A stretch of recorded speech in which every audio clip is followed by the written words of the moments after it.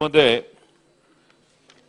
सर्व जाहिराताई सन्माननीय सदस्य हे यासाठी बरेच वर्ष प्रयत्न करतायत आणि प्रत्येक वेळेला त्यांनी याचा चांगला पाठपुरावा केलाय। पण या उत्तरात बरीचशी वस्तुस्थिती स्पष्टपणाने दिलेली आहे। अध्यक्ष महोदय, प्रश्न माझा हा आहे की या प्रकल्पावर आतापर्यंत किती पैसे खर्च केले, कारण तिथं लँड ॲक्विजिशन झाली, कितीतरी काही स्टडी झाला असेल, एन्व्हायरमेंटचं क्लिअरन्स घ्यायचा प्रयत्न झाला असेल, तर नक्की आतापर्यंत या प्रकल्पावर किती पैसे खर्च केले।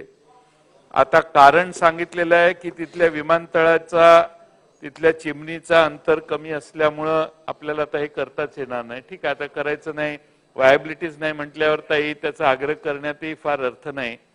पण अध्यक्ष महोदय, प्रश्न माझा हा आहे की आतापर्यंत या प्रकल्पावर किती पैसे खर्च झाले, एमओडी नुसार महाराष्ट्रातले किती प्रकल्प हे आपल्याला असे बाद करणं क्रमप्राप्त आहे। म्हणजे आपण आता त्यांचं आपण एक उदाहरण दिलं की आता तो 1 रुपयाला कोणीतरी इन्व्हेस्टर देतोय आता प्रोजेक्ट, असे किती प्रकल्प आहेत की ज्यांच्याकडून वीज घेणंच आता शक्य नाही कारण एमओडी मध्ये ते बसत नाही, असे किती महाराष्ट्रात प्रकल्प आहेत। आणि परराज्यातून जर कमी दराची वीज मिळाली असेल तर मग त्या एमओडी मध्ये आपल्याला परराज्याची घ्यावी लागत असेल तर मग आपण पुढे उत्तर शेवटी दिलेलं आहे की नाशिक येथे जुन्या संचाचं आयुर्मान 40 वर्षाचे झालेले असले तरी संच संपूर्ण कार्यक्षमतेने चालू ठेवण्यासाठी संचाची नियमित वार्षिक देखभाल व आवश्यक कामे करण्यात येतात। म्हणजे आपण नाशिकचा प्रोजेक्ट चालू ठेवलेला आहे, पण नाशिकच्या प्रकल्पाची कॉस्ट किती येते, जसं आपण वर सांगितलं 4 रुपये 80 पैसे येते, तसं नाशिक मधून जनरेट होणाऱ्या विजेची कॉस्ट किती येते ते एमओडी मध्ये बसतं का। आणि अध्यक्ष महोदय, कोराडी मध्ये आपण त्याचा उल्लेख केला आणि हे खरं आहे, तर मग कोळशापासून या भागात आपल्याला जनरेशन शक्य आहे, व्हायबल आहे, तर अन्य भागातले जनरेशनचे आधी परळीला पण आपलं जनरेशन होतं, तर ते आता निकामी होणार का आणि त्यांची एमओडी मध्ये त्यांचं मेरिट आता कमी झालंय का, याचा खुलासा मंत्री महोदय करतील का। सन्माननीय उपमुख्यमंत्री महोदय।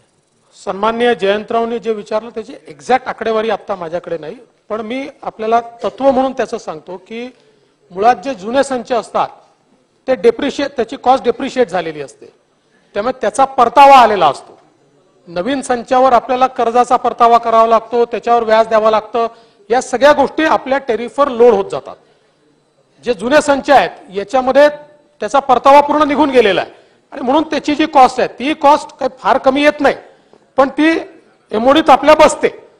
आणि बाहेरच्या राज्याचा जो विषय आहे, एमओडीचा विषय कुठे येतो, जिथे पीपीए आहे। आपण समजा आपल्याला 8000 मेगावॅट वीज आज पाहिजे आणि आपले 15000 मेगावॅटचे पीपीए आहेत, तर जे त्या दिवशी सगळ्यात लोएस्ट 8000 मेगावॅट देतील आपल्याला, त्यांच्याकडनं आपण त्या दिवशीची खरेदी करतो। अशा प्रकारे हे एमओडीचं तत्व आहे। त्यामुळे उद्या आपल्याला जर बाहेरच्या राज्यातनं आपण पीपीए केला आणि तो जर आपल्याला कमी दराने देणार असेल तर आपल्याला ते घ्यावीच लागेल, असा यातला नियम आहे। तर त्याच्यामुळे बाकी आपण जे प्रश्न विचारले त्याची आता माझ्याकडे माहिती नाही। लक्षवेधी क्रमांक 5। अध्यक्ष महोदय, अध्यक्ष महोदय, लक्षवेधी क्रमांक 975। अध्यक्ष महोदय, वितरित केल्याप्रमाणे। अध्यक्ष महोदय, 30/10/2023 ला एक दुर्दैवी घटना माझ्या जिल्ह्यामध्ये, जी बीड जिल्ह्याच्या इतिहासामध्ये घडली नाही किंवा घडून आणलेली गोष्ट आमच्या बीड जिल्ह्यामध्ये झाली। त्या दिवशी अध्यक्ष महोदय, मी विचार केला की मराठा आरक्षणासंदर्भातला जाहीर पाठिंबा आमदार म्हणून आम्ही दिला आणि माझ्या मतदारसंघामधल्या जिल्ह्यामध्ये सर्व समाज बांधवांनी दिला। अध्यक्ष महोदय, ही जेव्हा घटना घडली तेव्हा मी बीडमध्ये नव्हतो। दुपारपासून कार्यकर्त्यांचे किंवा सामान्य लोकांचे फोन आले की कुणाची दुकान फुटते, कुणाचं घर जळतंय, ते सर्व होऊन तर ते माझ्या घरापर्यंत आलं। माझ्या घरापर्यंत येऊस तर पोलीस प्रशासनाला मी कमीत कमी 5-10 तिथं अध्यक्ष महोदय बोललो, पण कोणत्याही प्रकारची कारवाई तिथं त्या 7-8 घंट्यामध्ये झाली नाही अध्यक्ष महोदय. मी क्रम थोडंसं सांगतो, मला वेळ द्या या विषयामध्ये.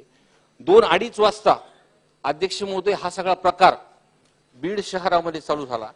सुभाष रोडवरतून व्यापाऱ्यांचे दुकान फोडण्यापासून, सर्व पक्षांचे कार्यालय फोडण्यापासून, जाळण्यापासून हा प्रकार चालू झाला. आणि सर्वात महत्वाचं म्हणजे या ठिकाणी हे सर्व प्रकार होत असताना तिथं पोलीस होते, तिथं पोलीस बंदोबस्त होते. या प्रकारचे सर्व सीसीटीव्ही फुटेज माझ्याकडे आत्ता सुद्धा आहेत, ते मी आपल्याला अध्यक्ष महोदय मी देतो. माझ्या घरापर्यंत यूज तर अध्यक्ष महोदय असं लक्षात आलं हा पूर्ण प्रकार बघितल्यानंतर की वेल ट्रेनिंग आणि वेल प्लॅन्ड हा प्रकार सगळा घडून आणला होता. कोण का जेव्हा घरी हे काही समाजकंटक काही ह्यांनी हा प्रकार जेव्हा चालू केला अध्यक्ष महोदय, त्यांनी प्लॅनिंगनी घराच्या लाईटीचे कनेक्शन तोडले, पाण्याचे कनेक्शनचे पाईपचे त्यांनी कनेक्शन तोडले. आणि माझ्याकडे त्याचं सीसीटीव्ही फुटेज आहे अध्यक्ष महोदय. हा प्रकार चालू असताना तिथं पोलीसची एक गाडी माझ्या गेटच्या बाहेर उभी आहे आणि हे लोक आल्यानंतर ती पोलीसची गाडी ही बाजूला सरकली. आणि सर्वात महत्वाचं की माझ्या घराचं गेट म्हणजे रस्ता ओलांडल्यानंतर पोलीस मुख्यालय साहेब अध्यक्ष महोदय, म्हणजे तिथं रिझर्व्ह फोर्स तिथं असते, सगळी पोलीस यंत्रणा दंगल पथक तिथं उपस्थित असतं.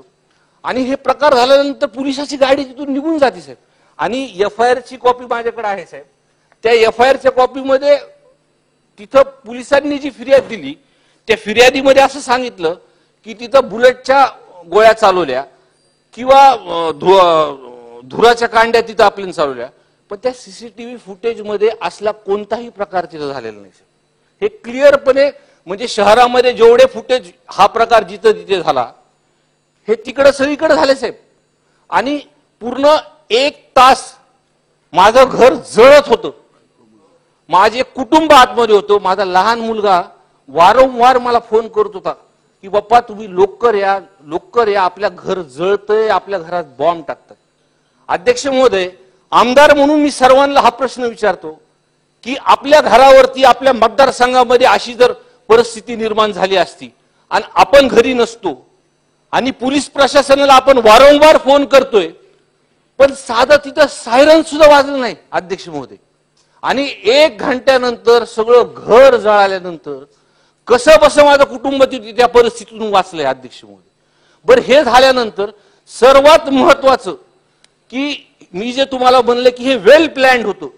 हे जे मुलं चालत होते हे काही म्हणजे हे 7 ते 8 तासामध्ये हे शहरामध्ये पायी चालत होते अध्यक्ष महोदय. म्हणजे एका ठिकाणून दुसऱ्या ठिकाणावर जायला हे काही मोटरसायकलवर जात नव्हते अध्यक्ष महोदय. आणि पोलीस प्रशासन त्यांच्या सोबत चालत होतं. आणि एक ठिकाणून एखादं ऑफिस जाळलं किंवा एखादं ऑफिस फोडल्यानंतर दुसऱ्या ठिकाणी जात असताना हे एकमेकाला खोलून सांगत होते की इकडचं काम झालेलं आहे, पुढच्या क्रमांकावरती चला. या पूर्ण घटनेला जिथं जिथं दगडफेक झाली, जिथं जिथं ह्या गोष्टी झाल्या त्याला क्रमांक दिले होते. म्हणजे हे त्यांनी त्यांच्या अंगावरती सॅक लावले होते. तिथं पेट्रोल बॉम्बचा उपयोग झाला, फॉस्फरस बॉम्बचा उपयोग झाला. माझ्यानंतर हे गेल्यानंतर जयसिंग काका सोळुंकेंच्या घरी गेले अध्यक्ष महोदय, त्यांचं घर सुद्धा जाळलं. मी तिथं सुद्धा परिस्थिती बघण्यासाठी मी तिथं गेलो होतो. अहो, त्यांच्या घराची परिस्थिती वाईट होती. मला सांगा, त्यांचं मंदिर सुद्धा तोडलो, मंदिर सुद्धा तोडत असतात हे लोक. त्याच्यानंतर ते शिवाजीदादा पंडित त्यांच्या घरी गेले, त्यांचे कार्यकर्ते तिथं जमले, त्यांच्या सुद्धा तिथं तुफान दगडफेक झाली. दगडफेक झाल्यानंतर सुद्धा माझ्या कानावरती असं आलं की ते लोक गेल्यानंतर तिथं धुळाच्या कांड्या चालल्या. त्याच्यानंतर ते बस स्टँड मध्ये गेले, बस स्टँड मध्ये बसच्या तोडाफोडी केल्या. हे सर्व करत असताना ते पायी चलत शेवटी सिव्हिल हॉस्पिटलमध्ये गेले. मला वाटतं 8:30-9चा प्रकार. तिथं सगळ्यांनी चेहरे धुतले आणि चेहरे धुवून आपल्या आपल्या पद्धतीने तिथून निघून गेले अध्यक्ष महोदय. आणि ह्याचे सगळे फुटेज, ह्यांच्या गाड्या कुठून येतात, गाड्याचे नंबर काय आहेत. बरं, ह्याच्यानंतर ह्या सर्वांना अध्यक्ष महोदय अटक झाली. अटक होऊन सुद्धा 20-22 दिवस झालेत अध्यक्ष महोदय. पण कोणत्याही पद्धतीचा तपास, खरं तर हे सगळे कॉर्डिनेटर आहेत, गृहमंत्री साहेब हे सगळे कॉर्डिनेटर आहेत. एकमेकाला फक्त हे कॉर्डिनेट करून सांगत होते की या नंबरवर चला आणि त्या नंबरवर चला. खऱ्या अर्थाने ह्याचा मास्टर माइंड कोण आहे हे हुडकून काढणं फार गरजेचं आहे. आदरणीय भुजबळ साहेबांनी सुद्धा माझ्या घरी भेट दिली. भुजबळ साहेब आपले कौटुंबिक संबंध आहेत आणि आपण घरी भेट दिली, आपण माझ्याबद्दल बाहेर सुद्धा बोलले. पण मी प्रामाणिकपणे सांगतो अध्यक्ष महोदय, मी ह्याचा सर्व एक आमदार म्हणून, लोकप्रतिनिधी म्हणून ह्या सर्व प्रकारचं बारकाईने जेव्हा परिस्थिती ही बघितली त्याच्यानंतर मला हे लक्षात आलं की ह्या घटनेमध्ये मराठा समाजाच्या आंदोलकांचा कुणाचाही संबंध नाही किंवा इतर समाजाच्या कुणाचाही संबंध नाही.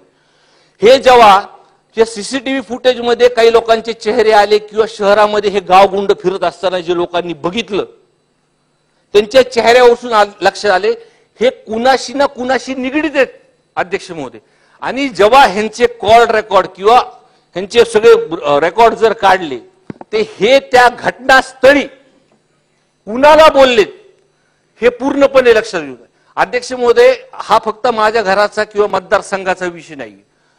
बीड शहरामध्ये, बीड जिल्ह्यामध्ये हा प्रकार झाला, हा पूर्ण महाराष्ट्राने बघितला.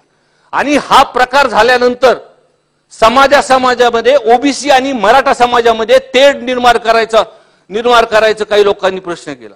पण माझं घर चाललंय, माझं कुटुंब अडचणीत होतं, माझा लहान मुलगा अडचणीत होता. साहेब, मी या विषयामध्ये खोटं बोलणार नाही. माझी विनंती आहे भुजबळ साहेबाला की भुजबळ साहेब, आपण माझं झाल्यानंतर आपण या विषयामध्ये ह्याच्या खोलापर्यंत गेलो पाहिजे, ह्या कोऑर्डिनेटर कडून ह्याचे मास्टर माइंड काढले पाहिजे आणि ह्याचा तपास खालपर्यंत गेल्यानंतर पूर्ण महाराष्ट्रासमोर चित्र आलं पाहिजे आणि आपण ह्याची न्यायालयीन म्हणजे चौकशी ही आपण मागाव, ही माझी विनंती आहे. गृहमंत्री साहेब, मी एक आमदारांनी सभागृहातल्या सगळ्या आमदारांसमोर ही कळकळीची विनंती आहे की ते 7-8 तास माझं मतदारसंघात माझं घर जेव्हा जळत होतं, प्रत्येक व्यापाऱ्याचे दुकान जेव्हा फुटत होते, ती मी परिस्थिती बघितली. माझी एवढीच प्रश्न आहे गृहमंत्री साहेबांना की 7-8 तासामध्ये पोलीस प्रशासन का मध्ये तिथं आलं नाही. एक प्रकरण मी बघितलं, मुख्यमंत्री साहेबांचा एक व्हिडिओ बघितला, एक बातमीमध्ये बघितलं की खडसे साहेबांची तब्येत खराब झाली तर त्यांनी एअर अँब्युलन्स तिथं पाठवली आणि माझं शहर आणि माझं घर 7-8 तास जळत होतं. पोलीस मुख्यालय माझ्या समोर होतं, पोलिसाची गाडी माझ्या घराच्या दारात होती, पोलीस शहर फुटत असताना त्या सीसीटीव्ही फुटेज मध्ये सगळीकडे पोलीस आहे. कशामुळे पोलीस प्रशासनाने ह्या संदर्भात खऱ्या अर्थाने मला पोलीस प्रशासनावरती टीका करायची नाही. मी का आतापर्यंत मी बघितलंय की आम्ही जेव्हा पण त्यांना कोणतेही प्रकरण सांगतो ते एकदम पुढाकाराने आम्हाला मदत करतात. पण माझा प्रश्न असा आहे की त्यांचे त्या 7-8 तासासाठी कुणी त्यांचे हात आवरले.